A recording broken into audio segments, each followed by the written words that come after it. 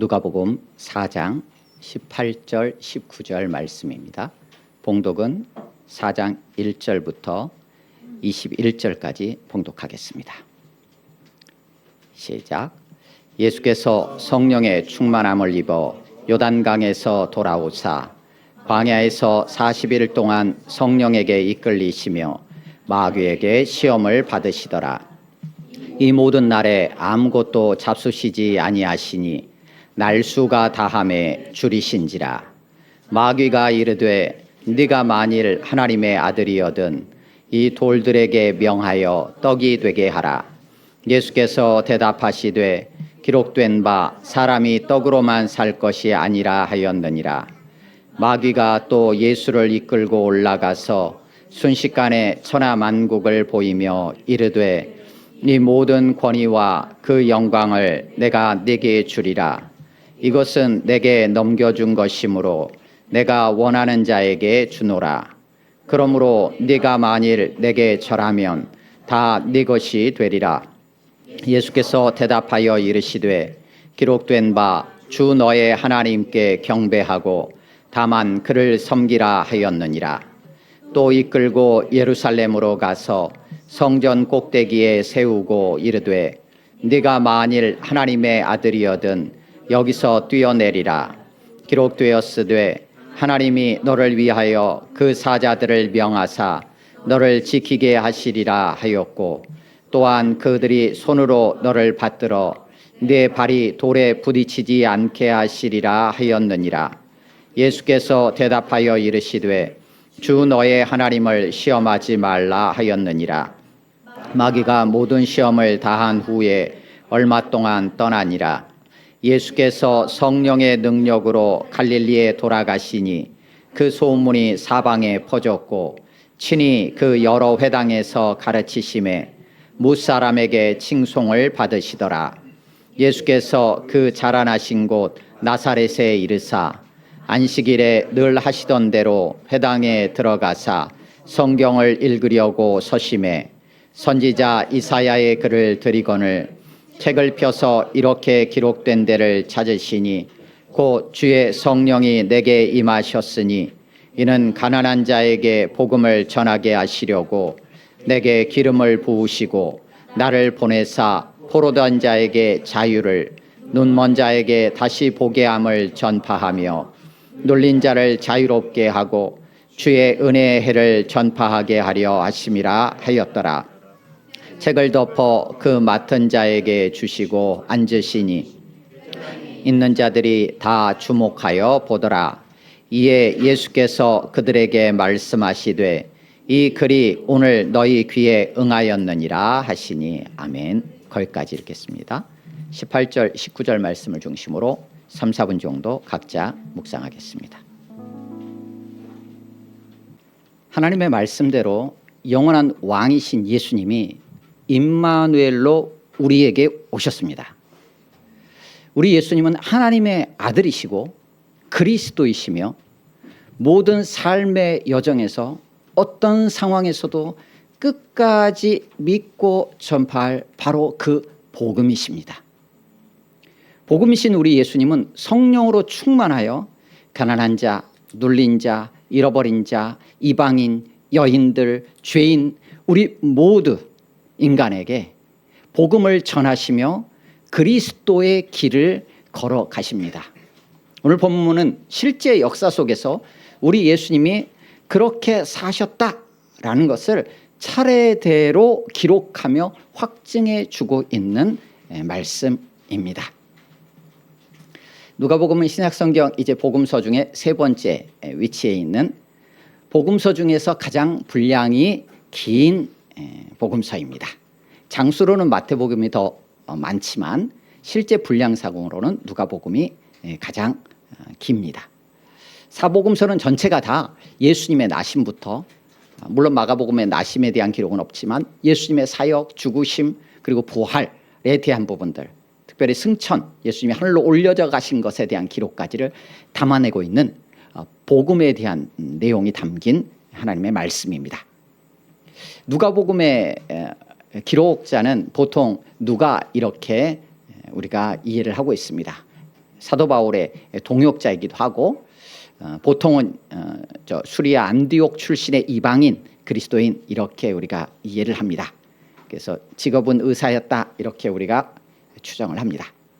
그래서 이 누가복음은 먼저 기록 목적을 처음부터 명시합니다. 그리고 나서 예루살렘 성전에서 제사하는 사가랴에게 세례 요한이 태어날 것에 대해서 예고해 주면서 누가복음이 시작합니다.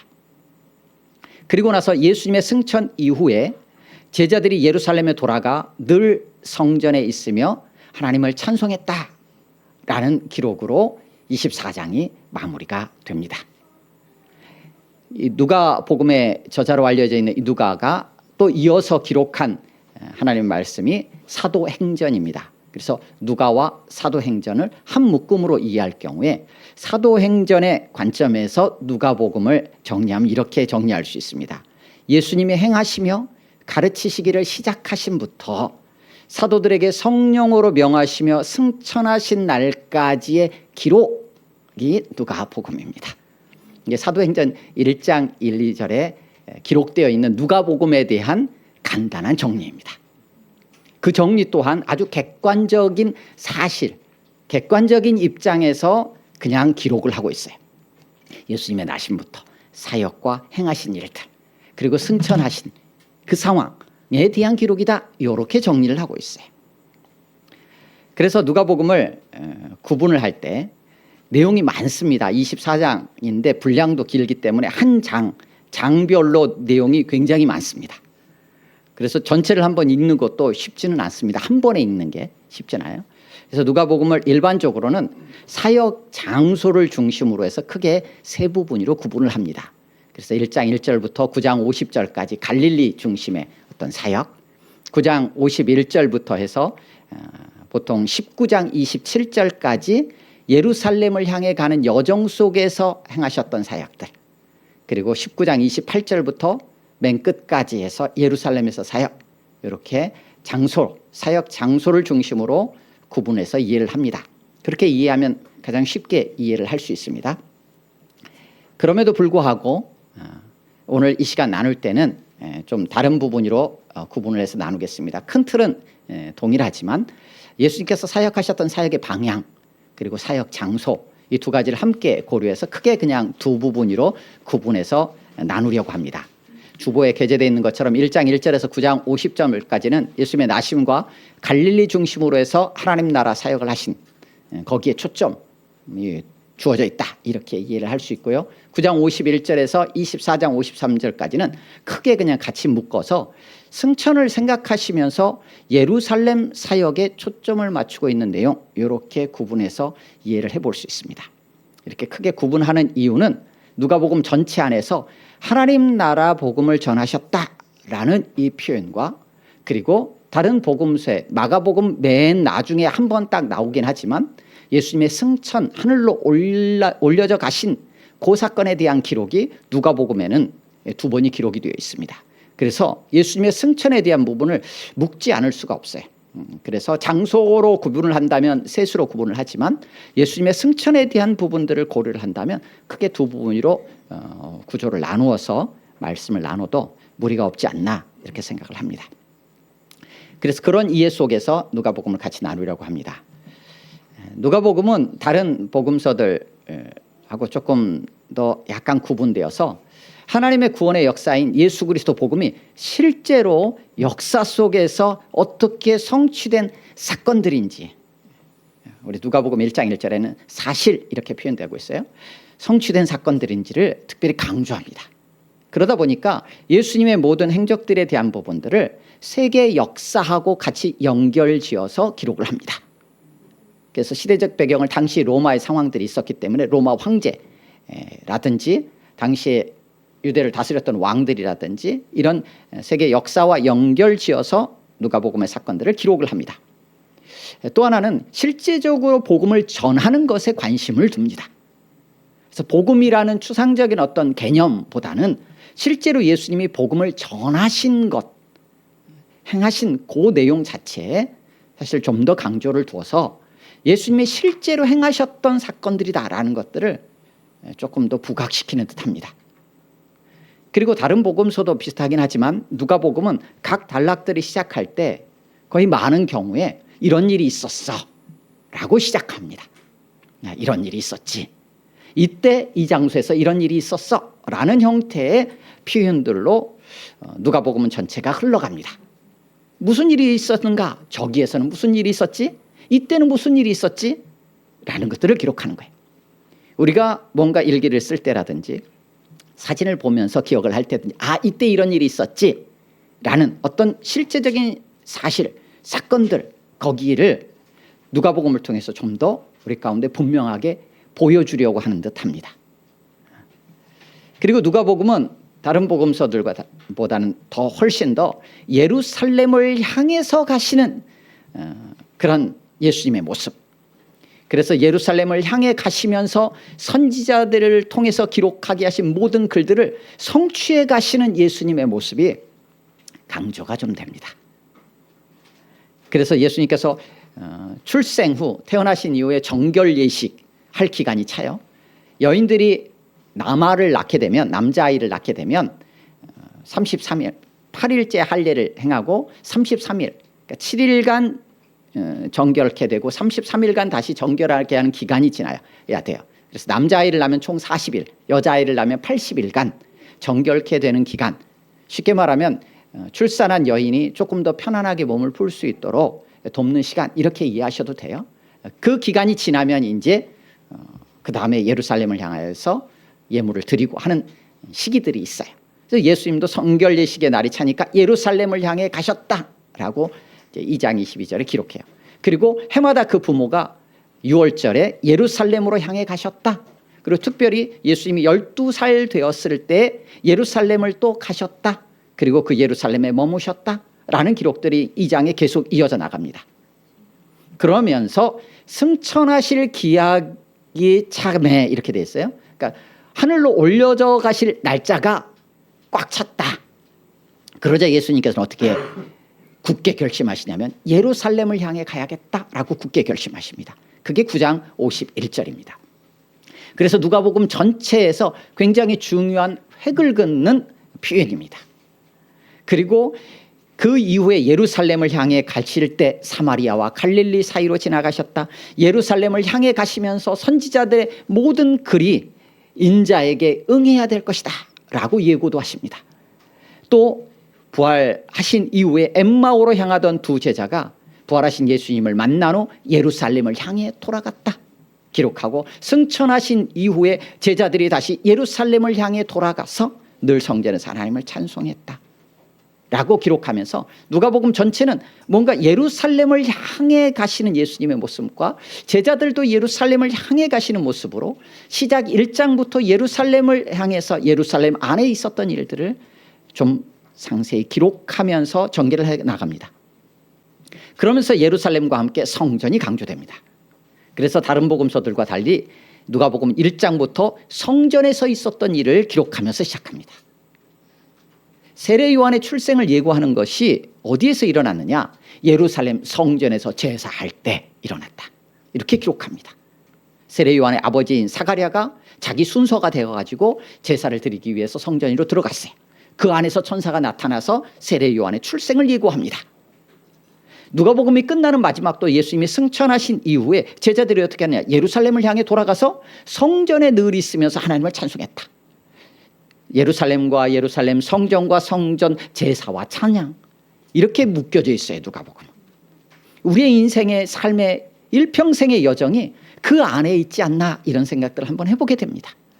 주님을 따라가고 주님을 향해 가고 주님 안에서 주님의 몸된 교회로서 하나님을 예배하고 찬양하는 삶으로 묶여지는 인생에 대한 그런 소망함들을 가지게 되는 대목이기도 합니다. 누가복음은 그러면서 또 의로운 자에 대한 부분들을 특정을 많이 합니다. 그래서 다른 복음서들과 달리 누가 의롭다, 그가 의로운 자다, 그가 의인이다 라는 특정 인물에 대해 의롭다라고 표현하는 구절들이 많습니다. 그래서 예를 들면 세례 요한의 아버지, 어머니 사가랴와 엘리세벳, 누가복음 1장 6절에서 이 두 사람이 의롭다, 의로운 자다 이렇게 표현합니다.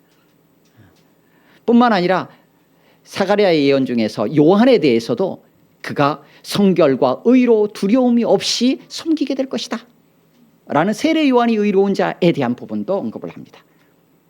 뿐만 아니라 예수님이 이제 예루살렘에 갔을 때 예루살렘에 시므온이라는 인물이 있었는데 그 사람 또한 의롭고 경건해서 이스라엘의 위로를 기다리는 자다 라고 어떤 인물들을 특정해서 그들이 의롭다라는 것들을 표현해 줍니다. 바리새인과 세리의 기도에 있어서 그건 물론 비유지만 바리새인이 아닌 세리가 기도드리는 모습을 보고 그를 향해서 바리새인보다 의롭다라고 표현을 합니다.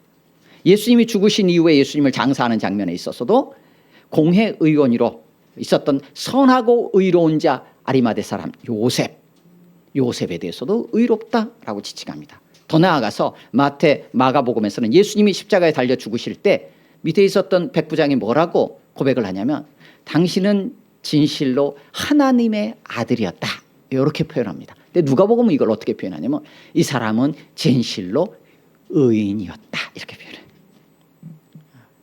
그래서 의로운 자라고 특정 지어지는 자들, 그러면서도 궁극적으로 참된 의가 되시고 의인은 오직 한 분 예수님이다라는 것을 드러내면서도 그 예수님을 따라가고 그 예수님을 향해 가는 우리의 삶의 여정이 하나님은 의롭기를 원하신다라는 것들을 한번 생각하게 됩니다.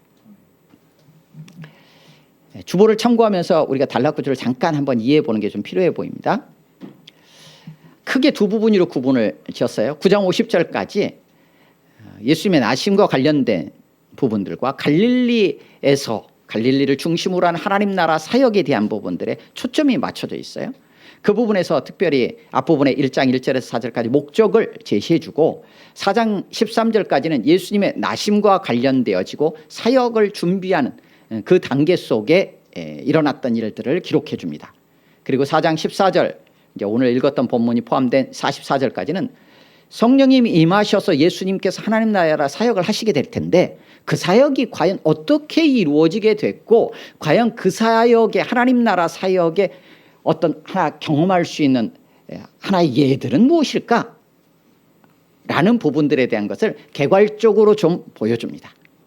이론적인 설명이 아니라 실제적으로 더러운 귀신을 쫓아내고 열병을 꾸짖으시며 하나님 나라의 복음을 전하신다라는 것들로 실제적인 현장 속에서 예수님께서 행하신 일들을 통하여서 하나님 나라가 이런 모습이야, 하나님 나라가 너희 가운데 임하면 이런 모습이야 라는 것들을 예로서 보여주십니다. 그리고 5장부터 7장 50절까지 예수님께서 12제자를 부르시고 택하시는 장면들이 등장하면서 하나님 나라 사역이 진행됩니다. 그리고 8장 1절에서 9장 50절까지 12제자를 이제는 보내시면서 하나님 나라 사역이 진행이 됩니다. 이렇게 구분하는 이유는 그 본문들 안에서 특별히 누가복음에 몇 군데 등장하는 하나님 나라 복음을 전하셨다라는 이 특정 문구들이 이 단락을 구분짓는 부분들에 등장을 합니다. 그런데 그곳에 바로 제자들을 택하시고 제자들을 보내시면서 하셨던 사역들이 전개가 돼 있어요. 그래서 그렇게 구분해서 한번 이해를 해볼 수 있습니다. 그리고 나서 9장 51절부터 예수님이 승천하실 날이 차감해 예루살렘으로 가기로 굳게 결심하시고 움직이시는 장면, 그리고 9장 51절이 시작이 됩니다. 그러면서 24장 53절에 이제 예수님께서 승천하신 이후의 모습이 등장을 하죠. 그 안에서는 예수님께서 예루살렘을 향해서 가시는 여정에서 이제 구분해서 좀 사역들을 좀 나누어서 이해할 수 있습니다. 그렇게 단락을 소단락으로 또 구분을 한 이유는 그 장면에 예수님께서 예루살렘을 다시 향하여 가셨다, 제자들을 앞세워서 가셨다라는, 예루살렘을 향해 가셨다는 표현들이 다시금 등장하고 있기에 예루살렘을 향한 여정 속에서도 1차, 2차, 3차로 구분해서 좀 단락을 구분을 해본 것입니다. 그리고 마지막으로 19장 28절부터 24장 53절까지는 예루살렘에서 예수님께서 그리스도로서 사역하시는 내용이 기록되어 있고 예수님의 승천의 장면들이 기록이 되어 있습니다. 그런 이해 속에서 우리 누가복음 1장 1절을 같이 읽겠습니다. 1장 1절입니다. 1장 1절부터 4절입니다. 시작. 우리 중에 이루어진 사실에 대하여 처음부터 목격자와 말씀의 일꾼된 자들이 전하여 준 그대로 내력을 저술하려고 붓을 든 사람이 많은지라. 그 모든 일을 근원부터 자세히 미루어 살핀 나도 데오빌로 각하에게 차례대로 써보내는 것이 좋은 줄 알았노니 이는 각하가 알고 있는 바를 더 확실하게 하려 함이로라. 아멘. 누가복음은 다른 복음서와 달리 시작하면서 이 누가복음을 기록하는 목적에 대한 부분을 명확하게 하면서 시작합니다. 그래서 그 누가복음의 목적이 무엇인지를 기록하고 누가복음에서 이제 다루게 될 내용이 무엇인지를 간략하게 요약하고 그 내용들을 기록해 나가는 기준, 원칙이 무엇인지를 제시해 줍니다. 그래서 내용은 뭐냐? 1장 1절에 우리 중에 이루어진 성취된 사실, 사건들, 일들이다라는 거예요. 우리 안에서 실제로 일어났고 성취되었던 일들을 내가 이제 기록할 거야 라는 거예요. 그런데 그 내용은 이미 그것을 기록하려고 했던 자들이 이미 많이 있었어 라는 얘기를 합니다. 나도 근데 그것을 자세히 미루어 살펴서 섬세하게 그것도 나도 확인했어. 그 내용을 기록하려고 하는 거야 라는 거예요. 그런데 그 내용은 또 어떤 내용이냐라고 보면 1장 4절에 의하면 이는 각하가 데오빌로가 알고 있는 바를 더 확실하게 하려 함이로라 이렇게 돼 있어요. 이거 목적이기도 해요. 이미 데오빌로라는 인물, 이 누가복음을 받아서 읽을 1차 독자예요. 그가 알고 배운 게 있어요. 데오빌로라는 인물이 이미 배운 게 있어. 들은 게 있어요. 그게 확실하다라는 것을 알려주려고 지금 누가복음을 기록하는 거예요. 그러니까 이 누가복음의 내용은 당연히 데오빌로가 이미 전에 들은 내용일 것이죠. 데오빌로가 이미 배운 내용이에요. 그것이 확실하다라는 것을 실제 사건들을 통해서 어떤 원칙? 차례대로 물리적인 시간만을 의미한다라고 생각하지 마시고 짜임새 있게 내용들을 체계적으로 잘 구성을 해서 지금 데오빌로 당신이 알고 있는 거 이렇게 알고 있고 저것도 알고 있고 저것도 좀 알고 있고 이렇게 저렇게 알고 있는데 그것을 내가 짜임새 있게 잘 정렬해서 내가 훨씬 더 섬세하게 실제적으로 이 사건들을 당신한테 확실하다라는 것을 내가 알려주려고 지금 이 누가복음을 기록하는 거야 라고 밝히고 있는 거예요. 그렇다면 우리도 마찬가지죠. 우리도 많이 알고 있어요. 근데 알고 있는 것들이 많이 있고 배웠던 것도 있고 들었던 것도 많이 있고 또 믿기도 하고 있는데 한번 정리를 해봐야지 라는 생각이 든다면 복음에 대해서 정리를 해보고 싶은 생각이 든다면 어떻게 하면 되겠습니까? 예, 누가복음을 한번 읽어봐도 됩니다. 좀 기니까 마음을 좀 먹고 좀 쉬는 때라든지 토요일이라든지 큰맘 먹고 한 2시간 이상 좀 잡고 1장 1절부터 24장까지를 그냥 쭉 한 번에 읽어가는 게 또 필요해 보입니다. 그러면은 한번 정리가 될 수 있어요. 이 1장 1절에서 4절까지의 그 목적의 기초에서 우리가 한번 이해해 본다면 그럴 수 있어요. 그렇게 누가복음이 시작을 하고 있습니다. 그렇다면 이거에 준하여서 예수님께서 실제로 이 땅에 오셔서 행하셨던 일들, 처음에 목격자가 되었고 증인되었던 자들, 그들 제자들이 전해줬던 내용들, 그게 뭘까? 실제로 예수님이 어떤 일들을 행하셨을까? 라는 부분들을 누가복음을 통해서 우리는 확인하게 됩니다. 그러면서 시작한 게 1장 5절 6절의 내용들을 1장 5절과 6절 같이 읽겠습니다. 시작. 유대왕 헤롯 때 아비야 반열에 제사장 한 사람이 있었으니 이름은 사가랴요 그의 아내는 아론의 자손이니 이름은 엘리사벳이라. 이 두 사람이 하나님 앞에 의인이니 주의 모든 계명과 규례대로 흠이 없이 행하더라. 아멘. 그러면서 엘리사벳이 잉태할 것에 대한 예고를 듣습니다. 그리고 마리아도 마찬가지로 예고를 듣게 되고 하는 상황들로 쭉 펼쳐져 나가게 됩니다.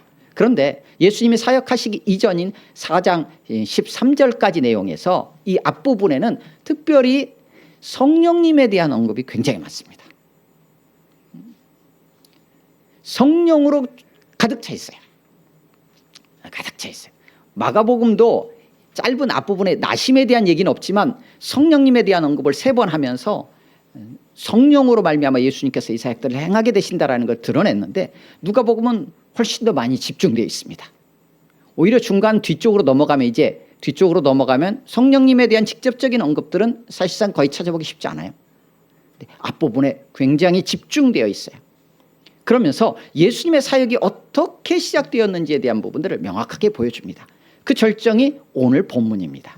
누가복음 4장 오늘 18절 17절부터 19절까지 한 번 더 읽습니다. 시작. 선지자 이사야의 글을 들이거늘 책을 펴서 이렇게 기록된 데를 찾으시니 곧 주의 성령이 내게 임하셨으니 이는 가난한 자에게 복음을 전하게 하시려고 내게 기름을 부으시고 나를 보내사 포로된 자에게 자유를 눈먼 자에게 다시 보게 함을 전파하며 눌린 자를 자유롭게 하고 주의 은혜의 해를 전파하게 하려 하심이라 하였더라. 아멘.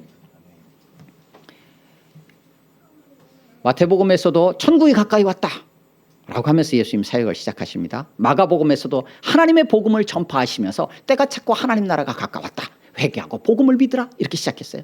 누가복음은 어떻게 시작하느냐? 주의 성령이 내게 임하셨다. 왜? 내 기름을 부으시고 나를 보내서 가난한 자에게 복음을 전하게 하시려고 라고 시작을 합니다. 그래서 예수님의 이 사역을 앞에서 다른 게 아니라 정리하면서 이렇게도 요약을 했습니다. 4장 14절 15절입니다. 같이 읽습니다. 시작. 예수께서 성령의 능력으로 갈릴리에 돌아가시니 그 소문이 사방에 퍼졌고 친히 그 여러 회당에서 가르치심에 무사람에게 칭송을 받으시더라. 아멘. 이렇게 예수님의 사역에 대한 부분을 간단히 요약하면서 예수님의 사역은 성령이 내게 임하셨다라는 것을 선포하면서 시작합니다.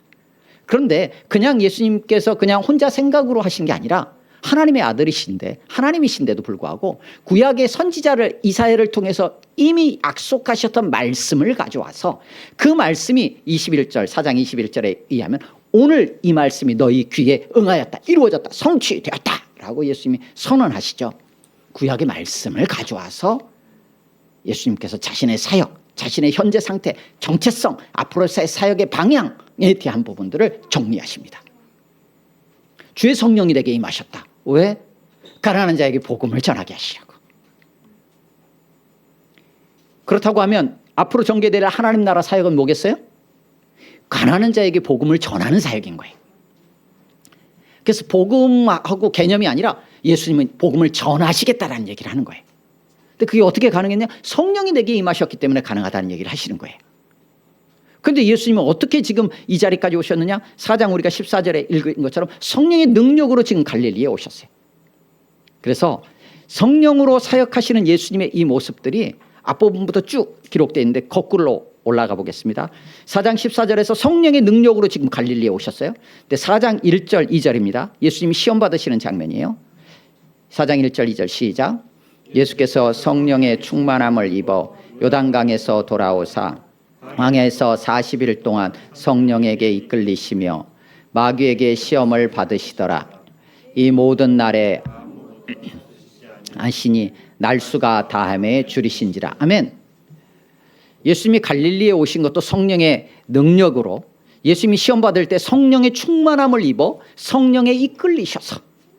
예수님이 태어나시는 건 어떻게 태어나십니까? 마리아에게 성령이 임하시고 지극히 높으신 이의 능력이 마리아를 덮음으로 말미암아 예수님이 잉태되어 나셨다라고 누가복음은 기록합니다.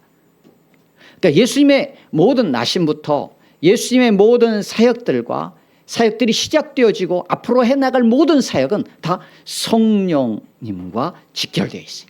성령님을 떠나서는 예수님은 사역을 하지 않으신 거예요.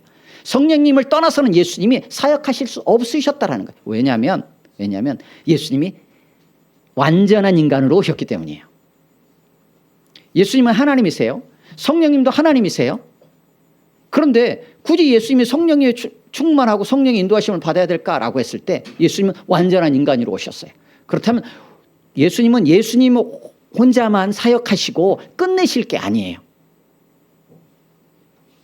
누가복음 전체를 통해서 보여주는 것은 내가 이렇게 사역해 나간다. 그러면서 승천하시면 어떻게 말씀하시냐면 제자들을 향하여서 누가복음 24장 마지막 승천하시기 직전에 말씀하시는 거예요. 아버지께서 보내시겠다고 약속하시니 곧 위로부터 능력이 입혀질 때까지 기다리라 라고 제자들에게 말씀하십니다. 성령이 임할 때까지 기다리라는 거예요. 다시 말하면 예수님은 예수님이 사역하시고 복음을 전하시는 사역을 하시고 그리고는 완전한 인간으로 오셨기 때문에 물리적 시간과 공간의 제약이 있으세요. 그런데 이제 예수님이 다시 사신 다음에 하늘로 올려져 가시면 어떻게 복음이 전해집니까? 그 일들을 제자들을 통해서 주님의 몸된 교회를 통해서 주님은 그 일을 하기를 원하셨던 거예요. 그럼 그 일들이 어떻게 이루어질 수 있을까요? 예수님은 하나님으로서 이 땅에서 사역을 하셨다면 우리는 하나님이 아니잖아요. 그래서 예수님은 성령으로만 사역을 하세요. 그리고 나서 어떻게 하십니까? 구약에서 이미 약속하신 대로 새 영을 부어주시겠다. 내 영을 모든 민족, 모든 사람, 만민에게 부어주리라 라고 약속하신 대로 성령을 보내시겠다라는 거예요. 그러면 우리 또한 성령이 임하면 어떻게 되는 거예요? 주님이 가셨던 그 길들을 우리도 갈 수 있는 거예요. 하나님 나라 복음으로 살아갈 수 있고 그 복음을 전하는 그 기쁨으로 하나님을 예배할 수 있게 된다는 거예요.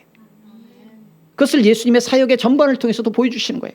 철저히 성령의 충만함을 입어 철저히 성령의 이끌리심을 따라 성령의 능력으로 성령이 임하신 주님이 지금 하나님 나라 사역을 하시는 거예요.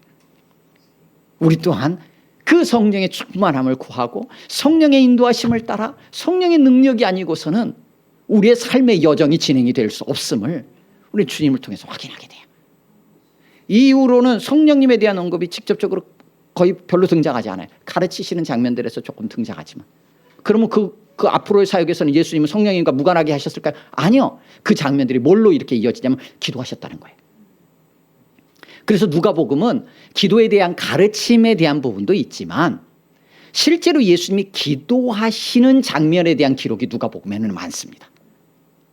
실제로 예수님이 기도하시는 특별한 사건들이 있을 때 세례를 받고 나오셨을 때도 기도하셨고요. 그래서 성령이 비둘기와 같이 임합니다.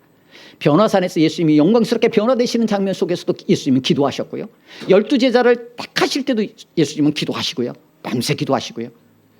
십자가를 앞에 두고도 예수님은 겟세마네에서 기도하시고요. 그 얘기는 뭐냐면 계속적으로 성령의 충만함을 입어서 성령의 인도하심을 따라 아버지의 뜻을 행하시기 위해서 늘 아버지 앞에 엎드렸다는 거예요. 여기서 기도한다는 것은 단순히 우리가 뭔가 하나님께 요청하고 구하는 차원에서의 개념하고는 조금 구분해서 이해하는 것도 필요해요. 하나님 앞에 머물렀다는 거예요. 성령님이 나를 이끄시도록 귀 기울이셨다는 거예요. 하루의 삶의 모든 부분들을 돌아보면서 아버지의 뜻에 합당했던 부분들, 그 영혼들을 기억하셨다는 거예요. 내가 원하는 뭔가를 구하고 요청하는 개념을 뛰어넘어서 하나님과 함께하면서 하나님의 뜻을 마음에 새기셨다라 이렇게 이해할 수 있어요. 그래서 우리의 삶의 여정도 마찬가지입니다. 성령의 충만함을 이미 성령님이 우리 안에 계셔요.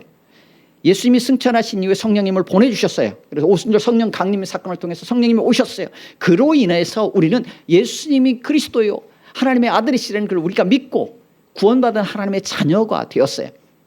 성령으로 아니하고는 우리가 예수님을 주다 그리스도라고 고백할 수가 없어요. 성령이 우리 안에 계셔요.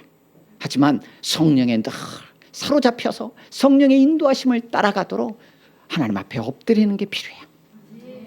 예수님은 그렇게 성령이 임하셔서 가난한 자에게, 누가복음은 복음을 들어야 될 대상을 한마디로 딱 그냥 대표로 지칭해서 가난한 자 이렇게 지칭하고 있어요. 물질적인 가난한 자라는 것으로만 생각하지 마시고요. 혼자서는 살아갈 수 없는 다른 사람, 절대 의존적인 상태에 있는 사람을 의미하는 걸로 이해하시면 돼요. 하나님 나라 복음과 연결한다면 하나님이 아니 계시면, 하나님이 아니면 내가 살아갈 수 없습니다. 하나님 절대 의존적인 사람이 가난한 자예요. 그래서 누가복음에는 이 가난한 자를 풀어서 이방인들도 등장하고, 또 인자가 온 것은 마태 마가복음에는 이렇게 돼 있어요. 인자가 온 것은 섬김을 받으려 함이 아니다. 섬기려고 왔다. 많은 사람을 위해서 대속물로 죽기에 왔다라고 설명을 하시는데, 예수님이 섬기시러 오셨다라는 거에 초점이 있었잖아요. 누가복음은 그렇게 안 돼. 인자가 온 것은 잃어버린 자를 구원하러 온 것이다 라고 말씀하세요. 대상에 대한 부분들을 훨씬 더 좀 더 강조합니다. 그래서 잃어버린 자라고 표현하세요. 그래서 누가복음에는 잃어버린 드라크마, 잃어버린 양, 잃어버린 떠났던 아들에 대한 비유들이 누가복음 15장에 집중돼서 등장하잖아요. 그들이 가난한 자예요. 자칭 의롭다고 하는 자들 말고 나는 죄인이로소이다. 그래서 베드로를 부르시는 장면에서도 베드로가 주여 나를 떠나소서 나는 죄인이로소이다 라는 고백의 내용들이 등장을 해요. 예수님의 사역의 초반부터 내 죄 사함을 받았다. 죄를 선포해요. 죄 사함을 선포합니다. 의인을 부르는 것이 아니라 죄인을 부르러 왔다라고 말씀하세요. 가난한 자가 그런 자예요.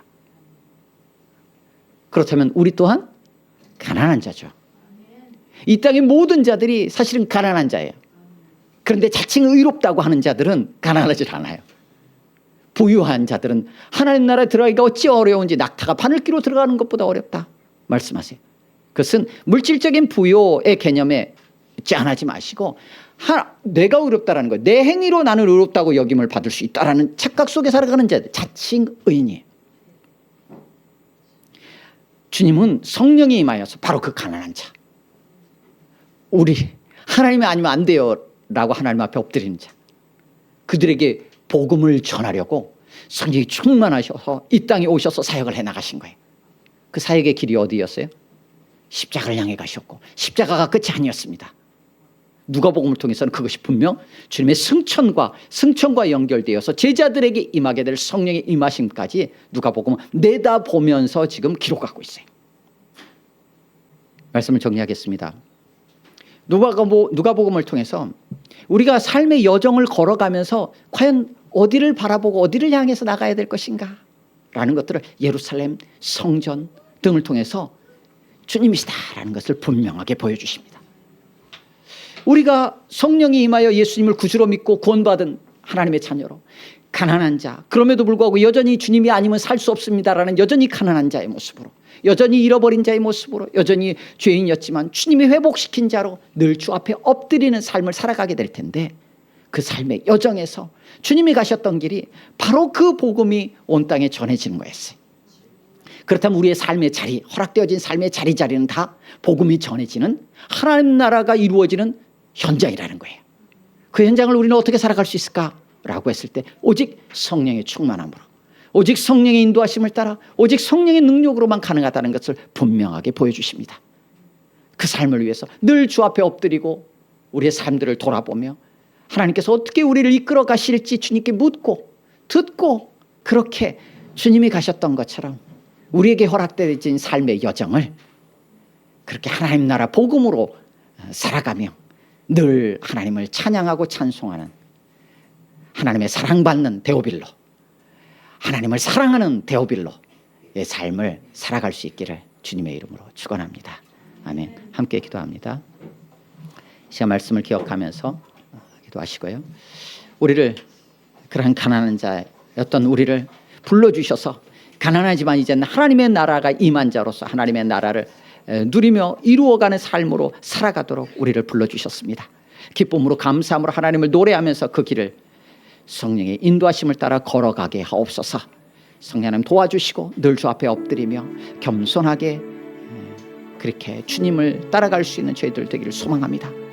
그 길을 가셨던 예수 그리스도 그 복음, 주님이 행하셨던 모든 그 걸음들을 우리 잊지 않게 하시고 늘 감사하며 주님만 바라보는 저희들에게 소망한다고 기도하시고, 여러분의 각 가정과 여러분의 삶의 자리에 바로 이 복음이 전해지며 하나님 나라가 이루어지고 하나님을 노래하는 놀라운 역사들이 일어날 수 있기를 위해서 합심으로 1, 2분 정도 같이 기도합니다.